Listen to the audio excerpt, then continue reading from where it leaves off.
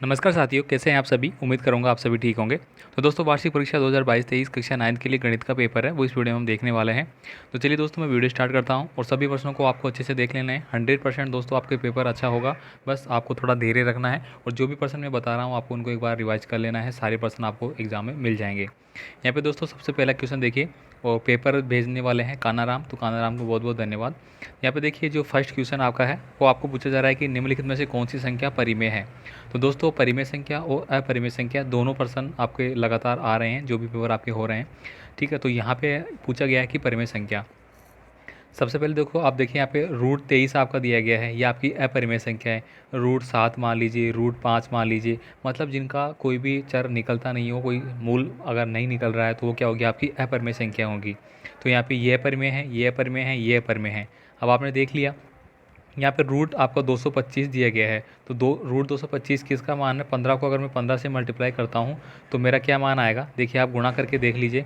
15 × 15, 15 5 75 का 5 हासिल किया आपने, 7 लगाई, 15 × 15 7 22। ठीक है, तो ये बन गया √225। तो ये आपका क्या हो गया, परिमेय संख्या हो गई। ठीक है, यहाँ पे देखिए बहुपद 4x² - 3x + 7 की घात क्या होगी।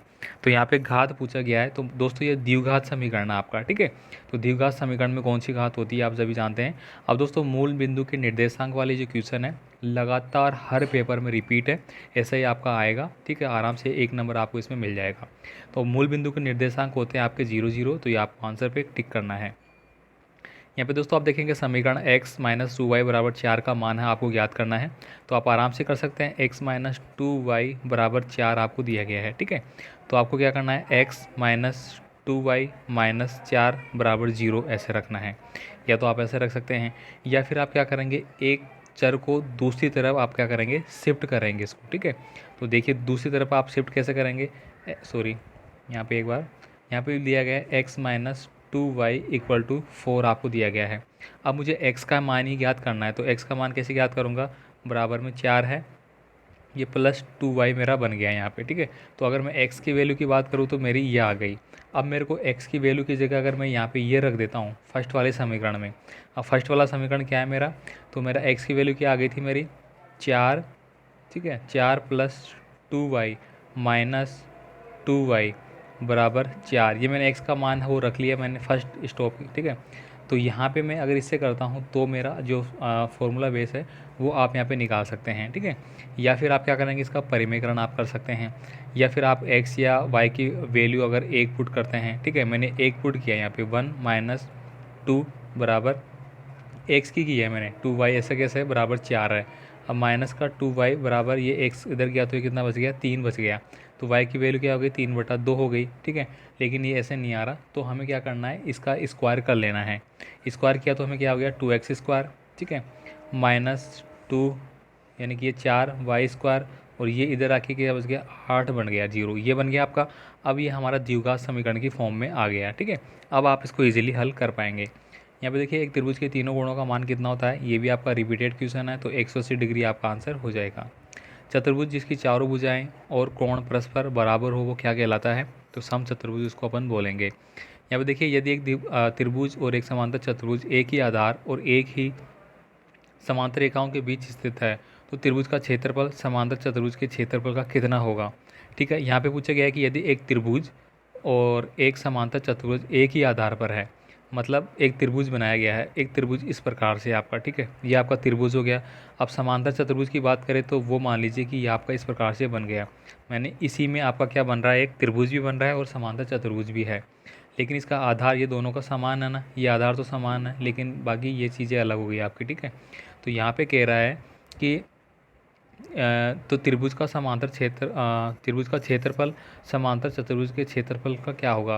तो दोस्तों इसका क्षेत्रफल तो बड़ा हो जाएगा, लेकिन इसका जो विकर्ण है इस वजह से इसका जो आपका क्षेत्रफल है वो क्या बढ़ जाएगा, आपका बढ़ जाएगा। अर्धवृत्त का कोण होता है, दोस्तों अर्धवृत्त की बात की गई है, ये आपका पूरा कोण है, ये आपका पूरा वर्त हो गया, इसका कोण होता है 360 डिग्री। अगर मैं इसको आधा कर दूँ तो आधा होता है आपका 180 डिग्री, जिसको अपन बोलते हैं समकोण। ठीक है, तो ऑप्शन नंबर बी आपका सही आंसर है, समकोण नहीं सॉरी, सरल कोण। ठीक है, नेक्स्ट देखिए, उस गोले का आयतन ज्ञात कीजिए जिसकी त्रिज्या 3 सेंटीमीटर है। अब गोले का आयतन का फॉर्मूला, दोस्तों फॉर्मूले बेस्ड क्वेश्चन है। देखिए गोले का जो क्षेत्रफल क्या होता है, πr²। ठीक है, अब आयतन है तो गोले का टोटल आयतन है वो आपको फाइंड आउट कर लेना है। 3 सेंटीमीटर आपको दिया गया है, पाई का मान 22/7 होता है, आर आपको 3 दे ही दिया गया है, ठीक है। तो इसको आपको 22 या 66 हो गया बटा 3 हो गया, इंटू आपको कर लेना है। यहाँ पे देखिए अगला है, एक पासे को एक बार फेंका जाता है। अभाज्य संख्या प्राप्त करने की प्रायिकता बात है ये दोस्तों। एक पासा है, पासे में कितने होते हैं आपके, टोटल 6 अंक होते हैं, ठीक है। अब यहाँ पे कह रहा है कि अभाज्य संख्या, देखिए 6 तो क्या है आपकी भाज्य संख्या है, ठीक है।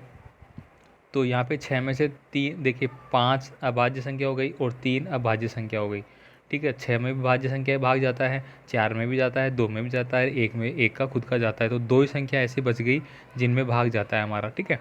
तो यहाँ पे 2 बटा, ठीक है, 2/6 आपका आ गया। तो 2 एकम 2 और 2 तिया 6, 1/3 आपका आंसर आना चाहिए।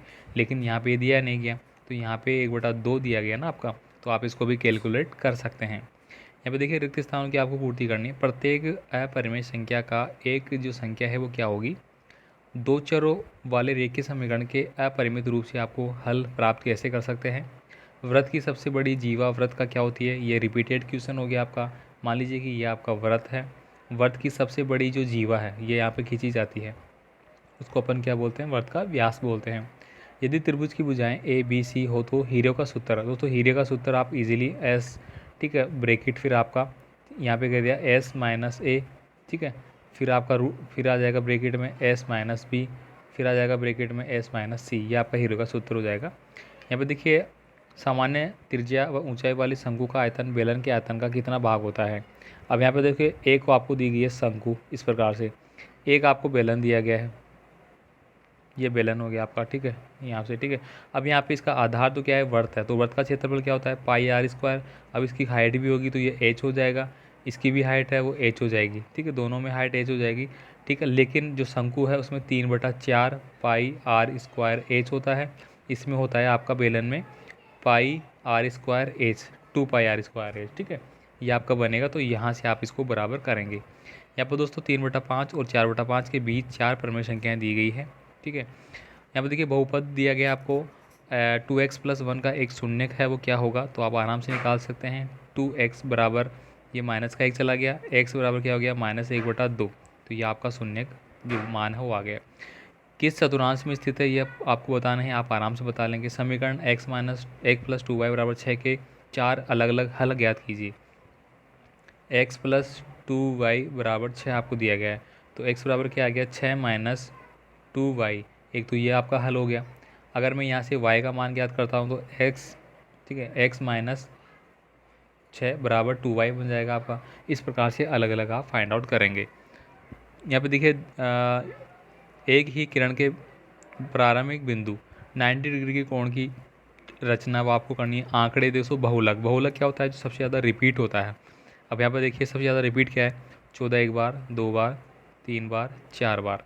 इसके बाद देखिए 25 नहीं है, 28 1, 18 1 2 3, सबसे ज़्यादा 14 आ रहा है, तो ये आपका बहुलक हो गया। यहाँ पे देखिए यदि x = 1, 4x³ + 3x² - 4x + k का गुणनखंड है तो k का मान आपको ज्ञात करना है, मतलब x का वैल्यू आपको यहाँ पे रखना है।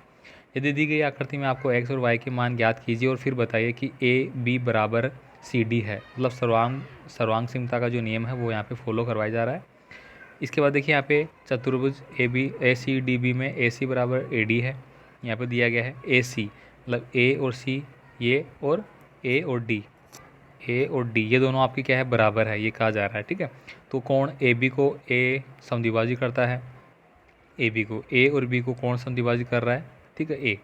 तो बताइए कि त्रिभुज ABC जो आपको दिया गया है A B और C ये त्रिभुज, और A B और D ये त्रिभुज क्या सर्वांगशिक है, तो ये आपको सिद्ध करना है, सीधी सी बात है।